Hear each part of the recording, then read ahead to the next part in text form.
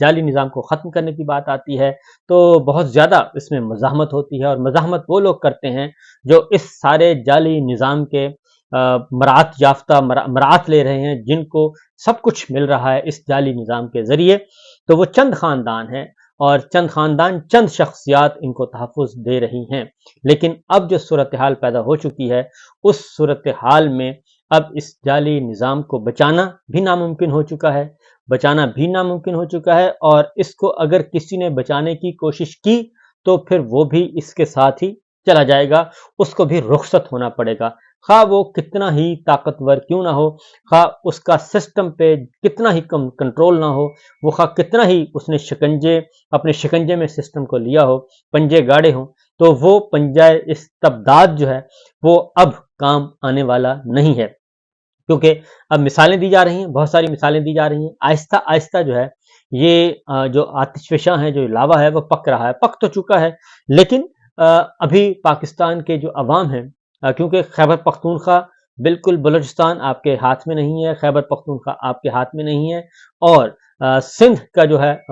जो शहरी इलाके हैं वहाँ के सारा जाली मैंडेट है, और दही इलाकों में भी सूरत हाल ऐसी ही है। तो लिहाजा ये मुमकिन नहीं है कि इस आप जाली निज़ाम को अब आर्टिफिशियल तरीके से या ताकत के बलबूते पर इसको कायम करें। बांग्लादेश की सूरत हाल हमारे सामने है। बांग्लादेश में इस वक्त वहाँ पे एक मसला हल भी कर लिया गया, और सुप्रीम कोर्ट ने एक रास्ता निकाला था। सुप्रीम कोर्ट ने एक रास्ता निकाला और सेफ्टी वॉल्व मुहैया किया कि भड़ास निकल जाए, और एक इशू को एड्रेस किया गया। लेकिन उस इशू को दबाने के लिए जो हसीना वाजिद एंड कंपनी ने किया और वहाँ की ताकतवर एस्टेब्लिशमेंट ने किया, वो सारे का सारा हमारे सामने है। लेकिन अब वहाँ पे फिर एक नई लहर उठ चुकी है, और वहाँ पे भी जो बांग्लादेश के अवाम हैं वो जाग चुके हैं, और अब वो किसी भी सूरत में ये जो फिस्तायत है वो कबूल करने के लिए तैयार नहीं है, क्योंकि वहाँ पे भी अपोजिशन को एक तवील अरसे से जेल में रखा हुआ है। तो ये हमारा, चूंकि वो हमसे ही अलग हुआ मुल्क है, तो अब कंपेयर किया जा रहा है एक दूसरे के साथ। तो पाकिस्तान के अवाम वो कब जागेंगे और कब ये सब कुछ करेंगे? तो मेरा ख्याल है कि जो अब मुख्तलिफ जो अलार्म होते हैं सिस्टम में, जो होते हैं ना जी अलार्म्स, वो बजना शुरू हो जाए, खतरे की घंटियां बजना शुरू हो जाए, वार्निंग अलार्म बज रहे हैं, और अर्ली वार्निंग सिस्टम जो है वो बिल्कुल ऑन है, और सब इसको ऑब्जर्व कर रहे हैं, और न सिर्फ ऑब्जर्व कर रहे हैं बल्कि ऑब्जर्व करने के बाद फैसला भी कर चुके हैं। और अब इस फैसले को इम्प्लीमेंट कैसे होना है, शरीफाना तरीके से होना है, या फिर ये जो घी है ये टेढ़ी उंगली से निकालना है, ये है असल इशू। और अभी तो समझाने बुझाने की बातें की जा रही हैं कि शरीफाना तरीके से, बड़े महज़्ज़ब वे में ये सारी बातें एज जो इस वक्त सिचुएशन आ रही है, जो पल्स रिपोर्ट्स आ रही हैं, उसके अकॉर्डिंगली मामला को हल किया जाए। लेकिन अभी भी कुछ हठ धर्म ऐसे हैं जो कि हठ धर्मी का मुजाहरा कर रहे हैं, और वो समझते हैं कि हमें 15 दिन और दे दें, 1 महीना और दे दें, 1.5 महीना और दे दें, 2 महीने और दे दें। वो इस तरह करते करते वो इस मामले को यहाँ तक ले आए हैं कि अब जो चीज़ें हैं वो पॉइंट ऑफ नो रिटर्न तक पहुँच चुकी हैं। अब वो सिर्फ अब वही सर्वाइव करेगा, वही चल सकेगा ममलकत खुदादाद, क्योंकि ये बात तयशुदा है कि ये नहीं हो सकता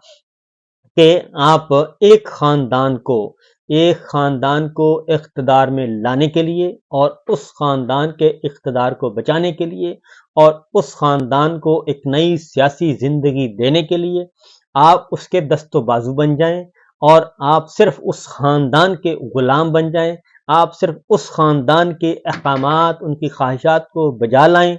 ये मुमकिन नहीं है, ये कोई भी कबूल नहीं करेगा, क्योंकि मामला इस वक्त ये नहीं है कि पाकिस्तान तहरीक इंसाफ को डिमोलिश करना है, इमरान खान को डिमोलिश करना है, और हमने जो है इंतकाम लेना है। मामला ये नहीं है, मामला उससे कहीं आगे है। मामला, असल खतरनाक मामला ये है कि एक खानदान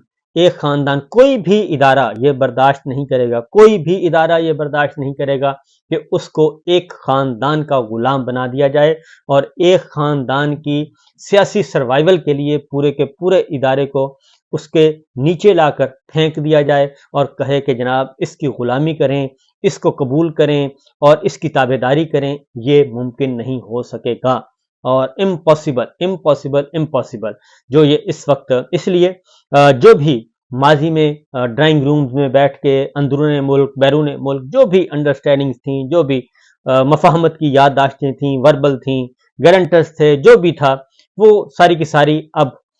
वो अंडू होने जा रही हैं। और अंडू किसने किया है? पाकिस्तान के हालात व वाक़यात ने अंडू किया है, क्योंकि 27 महीने से जो ख़ानदान 27 महीने से जो ख़ानदान मुल्क को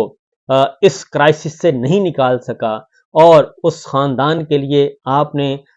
इस मुल्क की ईंट से ईंट बजा दी। और अब जिसे कहा जाता था कि मईशत कौमी सलामती का अहम जुज़ है, उस मईशत का बेड़ा गर्क कर दिया 28 महीनों में। और फिर ये कहा जाए कि नहीं, यही ख़ानदान जो है वही एक नागुज़ीर है और यही ख़ानदान आपको आगे लेके जाएगा, तो ये मुमकिन नहीं है। माजी में भी उस ख़ानदान को बहुत कुछ कहा गया, बहुत कुछ उसके आगे पीछे सब कुछ किया गया, लेकिन अब की बार जनाब ऐसा नहीं होने वाला। तो लिहाजा जो भी इस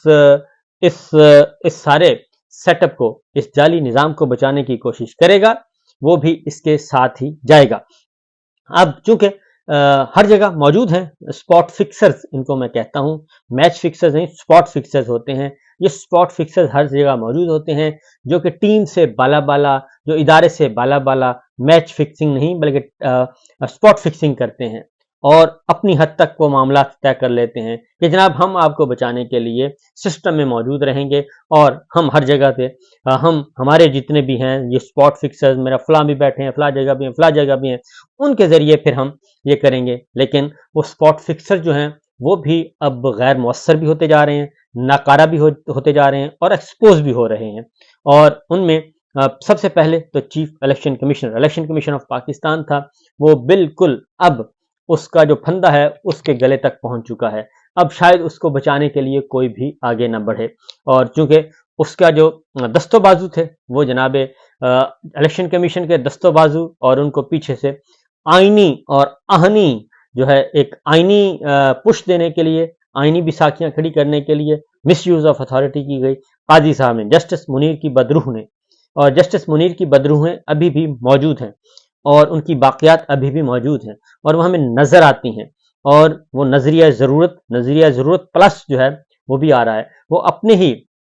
अपने ही इदारे को अंदर से उनकी जड़ें खोखली कर रही हैं, और वो भी ये चाहती हैं, जस्टिस मुनीर की जो बदरूहें हैं, जो बाक़ियात हैं, वो ये चाहती हैं कि यहाँ पे ख़ानदान का सारी कौम और सारे इदारे उसी ख़ानदान के ग़ुलाम हो जाएं, और वो बहुत अरसे से ये काम चल रहा है। लिहाजा वो भी सिलसिला, वो भी एक एक्सपोज हो रहे हैं लोग। अब लोगों को पता चलता है, जब वो अपनी इस्तात से बाहर, अपने डोमेन से बाहर निकलकर जब वो बात करते हैं तो समझ आ जाती है कि वो क्या कर रहे हैं। इसलिए अब जो इख्तलाफी नोट पे बहुत कुछ आ रहा है, बहुत ज़्यादा तबसरे आ रहे हैं, यही असल में शऊर है, अवामी शऊर जो कि सामने आ चुका है। अब ऐसा नहीं है कि आप